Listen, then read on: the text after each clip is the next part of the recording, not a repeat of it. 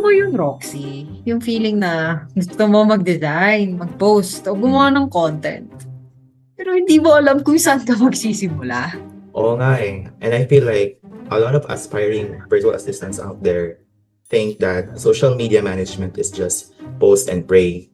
Post something and hope it works. Pero hindi ganun yan tae. Oo nga eh. Kaya, yun yung pag-uusapan natin today, being a VA social media manager. So tayo yon, guys. Tayo yon, working in a creative space and why it's so important to actually learn, experiment, and talk about this work. Yes, exactly. And I'm Roxy.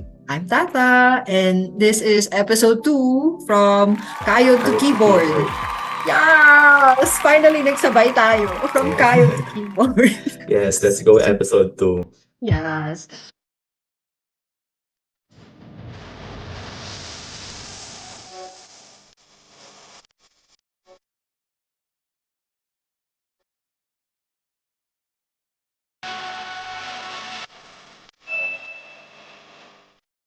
So we're keeping it real. No guest this time, just us. Yung experience namin, mistakes namin, and the things na sana nalaman namin beforehand bago talaga kami nagsimula. Alright, so let's start with you, Ta. What does a VA social media manager actually do?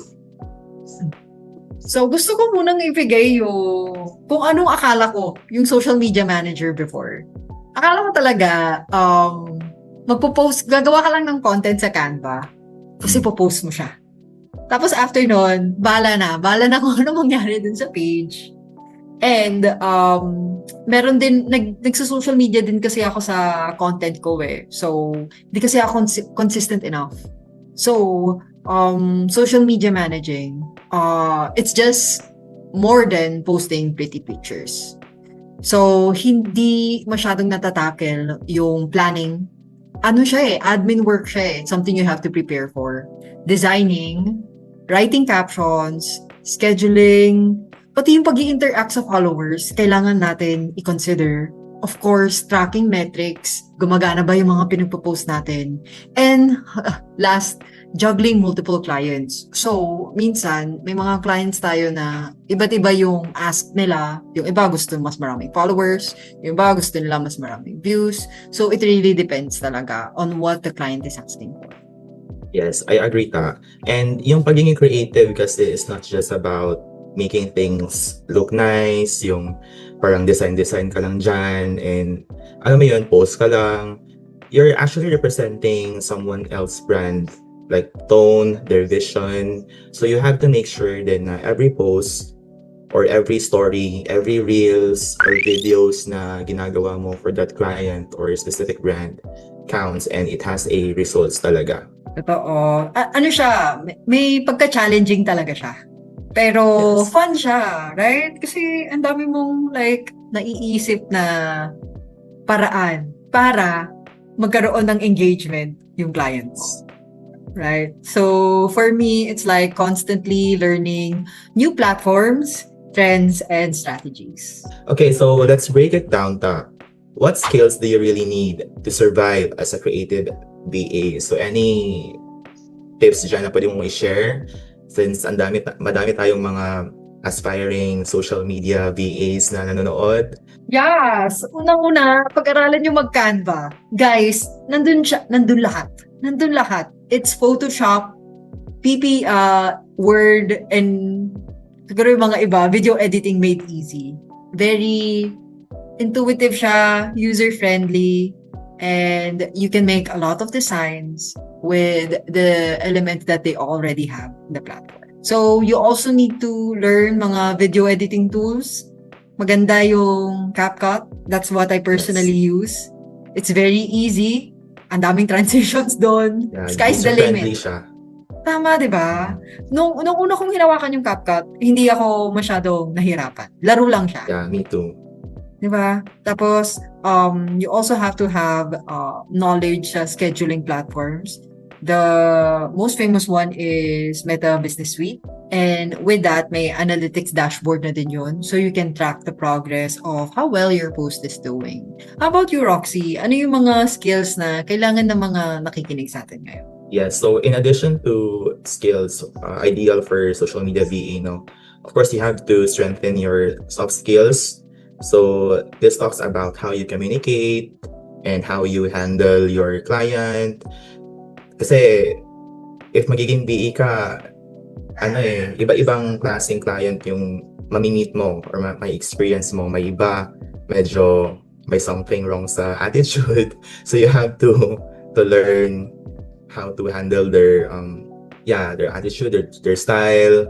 You also have to master your time management and then flexibility and make sure that creativity is still there and under pressure. So kahit sobrang loaded ka na ng task, don't lose your creativity kasi isa yun sa magiging importanteng skills as a social media VA. True. I just also want to share na it takes a lot of patience. Ewan ko ikaw, Roxy, pero may mga naging clients ako na wala talaga akong kaalam-alam to set up a thing. Kunyari like creating a marketing campaign for a certain product that they're gonna sell. Tapos you're in charge of creating the social media vibe, which is like aligning to their design. So it really takes time, and with that time, creative work always takes revisions. Sometimes makakakuha tayo ng feedback like sobrang vague na feedback na make it pop, or kaya not quite our vibe. Anong gagawin ko dun sa not quite our vibe? Vibe nyo yung No, I'm just joking. It's really about how we can properly communicate to the client and then show them what they want without like overstepping yung kung ano yung design nila, ano yung branding nila, and parang giving them something that they want pero tayo yung pero in our parang perspective. Yeah, I agree. And doon talaga papasok yung communication. Like, if ever may malan ka mang client, and importante na you have to set, for example, you have to set a call sa client na yon and you discuss the campaign na gusto nila or yung pinapagawa nila sa'yo. So, doon sa call pa lang mismo, dapat na-discuss nyo na yung branding, yung colors, yung tone, para pag gawa mo ng materials, social media materials nila, hindi ka na magugulat kung sabihin nila na, can we make it pop more? Can we make this parang 3D or make it moving? Mga ganun may mga certain kasi. So, yeah, communication talaga is very important. And exactly, at the first few months, you might feel like you're constantly redoing stuff. Feel mo parang, ano ba to? Parang same lang lahat, ulit-ulit lang. But that's how you grow talaga as a social media VA. Okay, so since pinag-uusapan natin yung mga clients, punta na tayo sa highly asked question on where do aspiring social media VAs even start? So saan ba sila makakuha ng clients? For that one, Pata, there are three main ways na pwede nilang i-consider. So first is freelancing platforms, social media outreach, and they can also apply to agencies like, for example, VA Masters. Okay. Freelancing platforms such as Upwork or online jobs are great. But as creative VAs, yung pinaka nagma-matter talaga is yung portfolio mo. Yes, exactly. And even if you don't have clients yet, you have to create mock projects. Kasi yung mock projects are gold. Like, sample nito is reels, content calendars. Show to the client that you can think strategically and not just aesthetically. Or let's just say wala ka pang experience talaga as a social media VA. So para in addition to your portfolio, gawan mo ng sample social media post yung brand na yon. Like you can visit their website, like observe their vision, ano yung content nila, ano yung branding nila, and gawa ka lang ng sample. Like it can be one poster or one reel, and then pwede mo siyang ipakita dun sa client na yun or sa brand na yun if nag-a-apply ka man as a social media, para makita din nila na you're really interested and talagang ginawan mo sample post yung brand nila, hindi yung other other brands or other client, like sila talaga yung ginawan mo. So from that pa lang, it can make you stand out as, Totoo. yeah.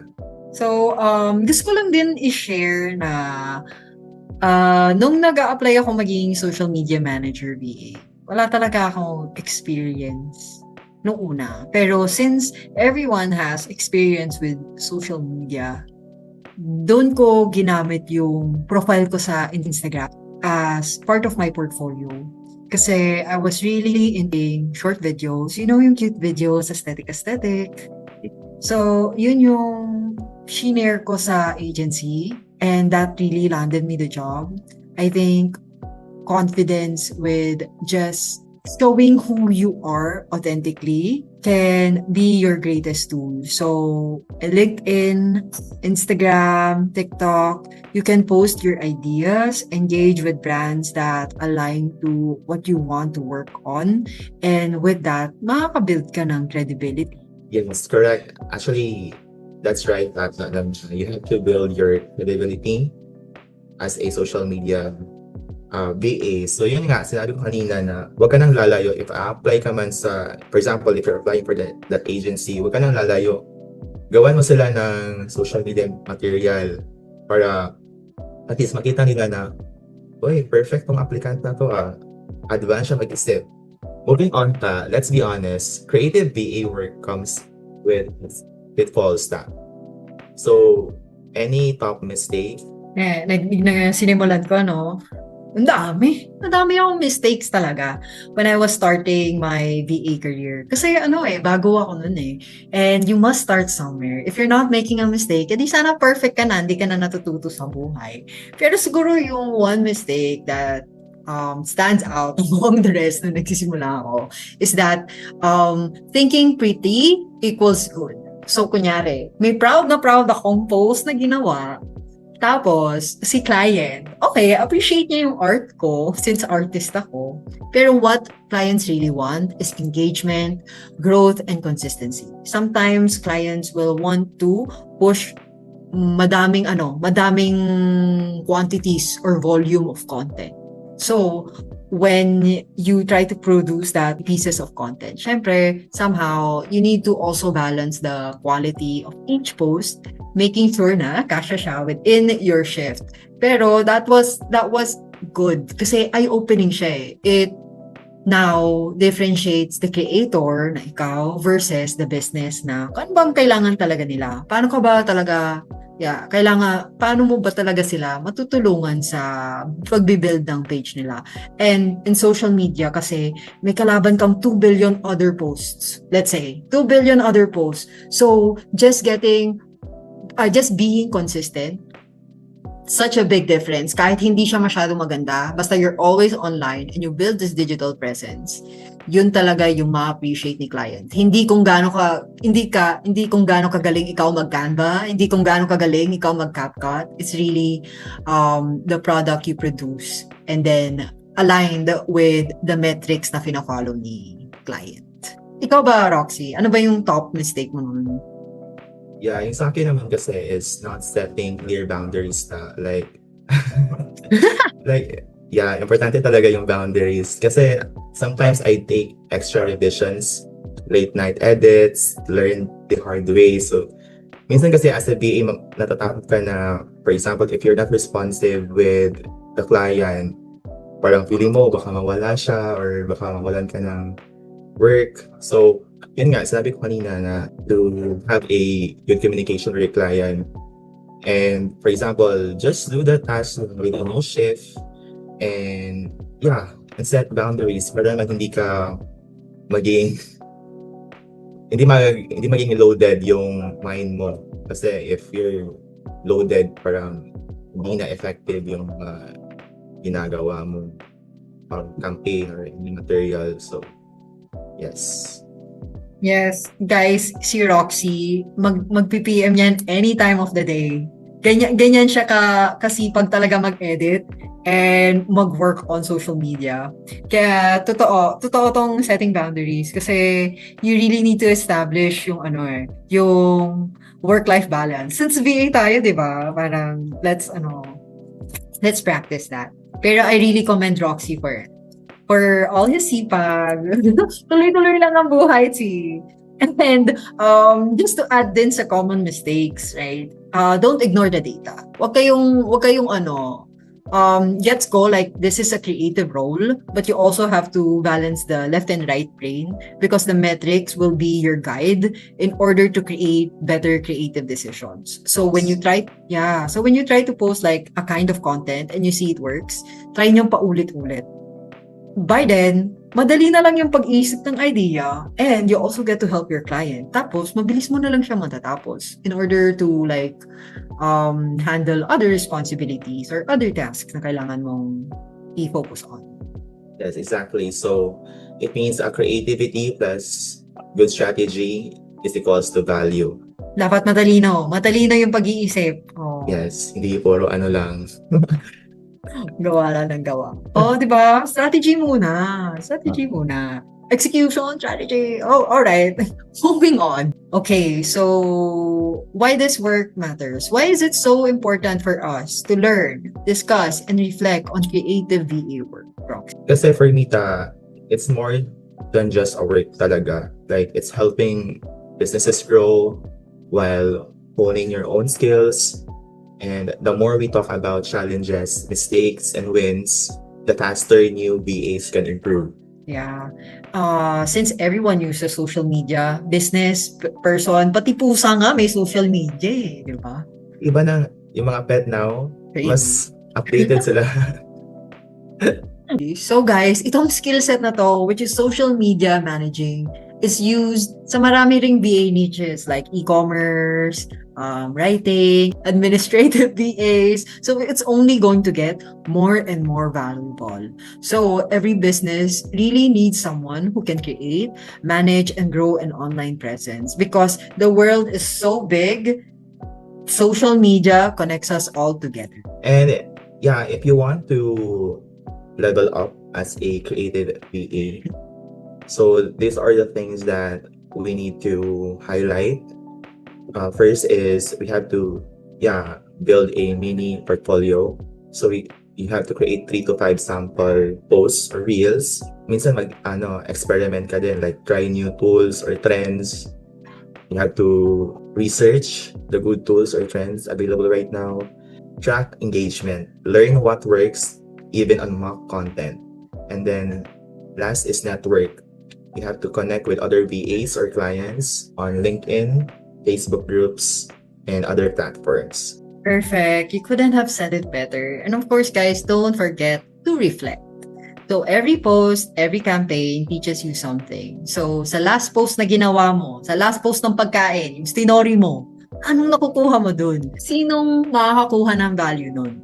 So just always make sure that the reason why we're posting as a VA is may reason palagi. So when you know the why, it's easier to execute the how. And what? Know your why. Right. Know your why. And sa buhay yon.